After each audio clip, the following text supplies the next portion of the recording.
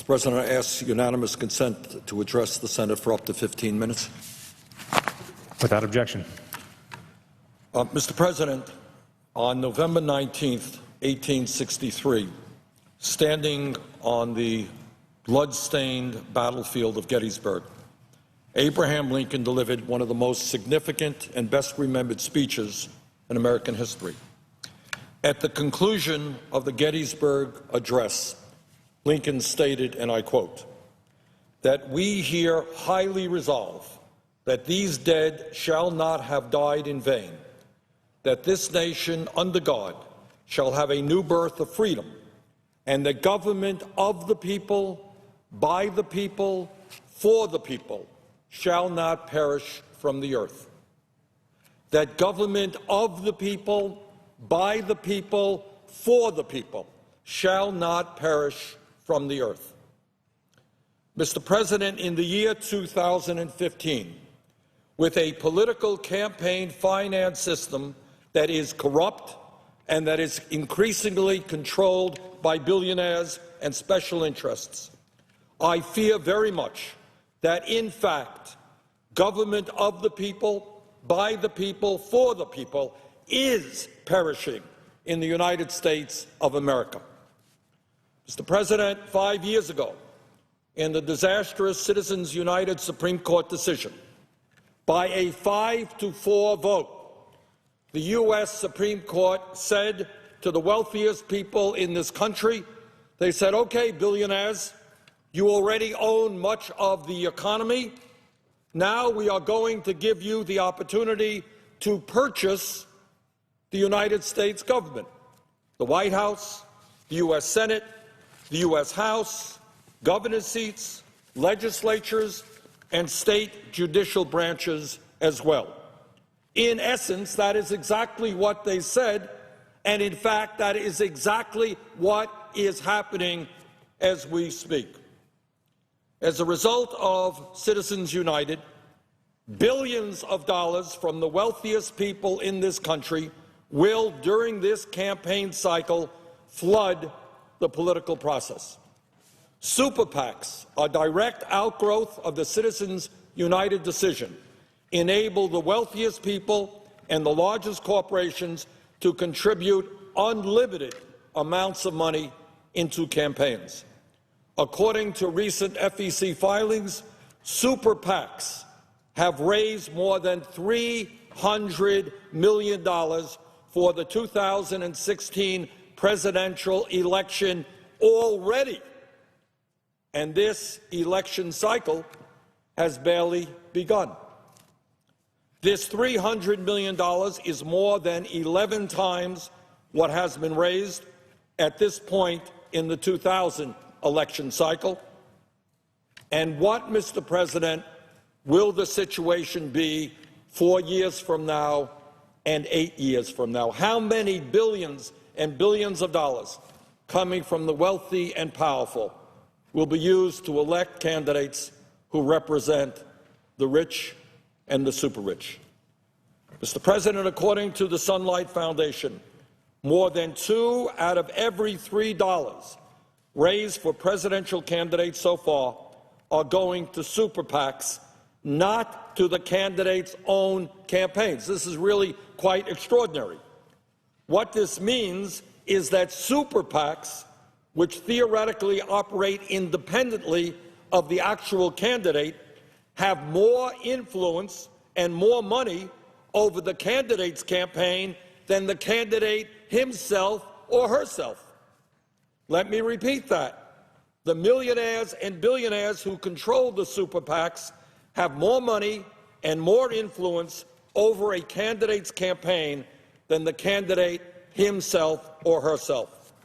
In other words, the candidate becomes a surrogate, a representative for powerful special interests, not even in control of his or her own campaign.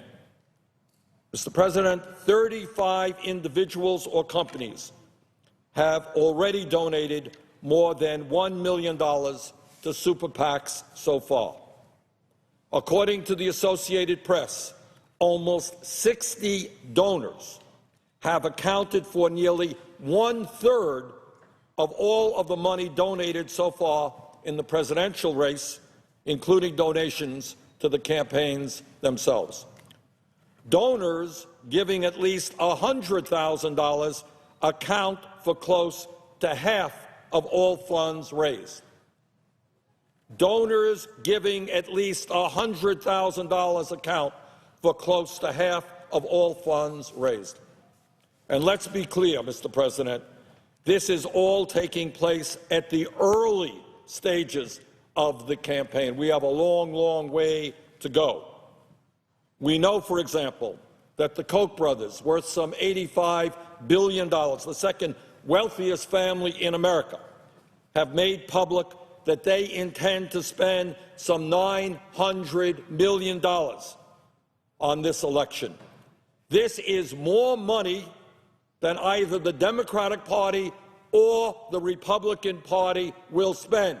One family spending more money than either the Democratic Party or the Republican Party. Now, how do we describe a process in which one multi-billion-dollar family spends more money on a campaign than either of the two major political parties?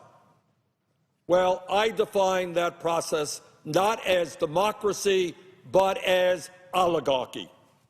Let's be honest and acknowledge what we are talking about. We are talking about a rapid movement in this country toward a political system in which a handful of very, very wealthy people and special interests will determine who gets elected or who does not get elected. That is not, to say the least, what this country is supposed to be about. That is not, to say the least, the vision of Abraham Lincoln when he talked about a nation in which we had a government of the people, by the people, for the people. That is not what Lincoln's vision was about. Mr. President, this is not just Bernie Sanders expressing a concern. Last week, this is what former President Jimmy Carter had to say about the current campaign finance system on the Thom Hartmann radio show. President Carter stated that unlimited money in politics, and I quote, violates the essence of what made America a great country in its political system. Now, it's just an oligarchy, with unlimited political bribery being the essence of getting the nominations for president or to elect the president. And the same thing applies to governors and U.S. senators and Congress members. So now we have just seen a complete subversion of our political system as a payoff to major contributors who want and expect and sometimes get favors for themselves after the election's over. End of quote. Mr. President, I would ask unanimous consent to put into the record President Carter's full statement. Without objection. Mr. President, the need for real campaign finance reform is not a progressive issue. It is not a conservative issue. It is an American issue. It is an issue that should concern all Americans, regardless of their political point of view, who wish to preserve the essence of the longest-standing democracy in the world, a government which represents all of the people and not a handful of powerful and wealthy special interests.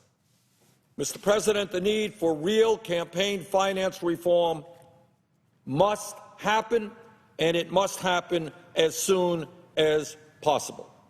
And that is why, clearly, we must overturn through a constitutional amendment this disastrous Citizens United Supreme Court decision, as well as the Buckley v. Valeo decision. That is why we need to pass disclosure legislation, which will identify all those wealthy individuals who make large campaign contributions. But more importantly, It is why we need to move toward public funding of elections. Our vision for American democracy, our vision for the United States of America, should be a nation in which all people, regardless of their income, can participate in the political process, can run for office without begging for contributions from the wealthy and the powerful. Every member of the Senate, every member of the House knows how much time candidates spend on the telephone dialing for dollars. Republicans, Democrats, everybody. This is not what democracy should be about. Our vision for the future of this country should be one in which candidates are not telling billionaires at special forums what they can do for them. Our vision for democracy should be one in which candidates are speaking to the vast majority of our people, working people, the middle class, low-income people, the elderly, the children, the sick, and the poor, and discuss with them their ideas as to how we can improve lives for all people in this country. Mr. President, let us be frank, let us be honest. The current political campaign finance system is corrupt and amounts to legalized bribery. How can we in the United States tell developing countries how they can go forward in developing their democracies when our system is corrupt? Our vision for the future of this country should be a vision which is inclusive, which tells young people, if you're conservative, you're a progressive, you're interested in public service, you can run for office without begging the rich and the powerful for campaign contributions. Mr. President, when Congress returns after the August break, I will be introducing strong legislation which calls for public funding of elections. Public funding of elections which will enable any candidate, regardless of his or her political views, to run for office without being beholden to the rich and the powerful. I hope very much that the Republican leadership in the Senate will allow this legislation to get to the floor. I hope that we can have a serious debate about it, and I hope very much that we can go forward to restoring American democracy to a situation in which every citizen of this country has the right to vote and has equal power in determining the future of our great nation. Mr. President, with that, I yield the floor.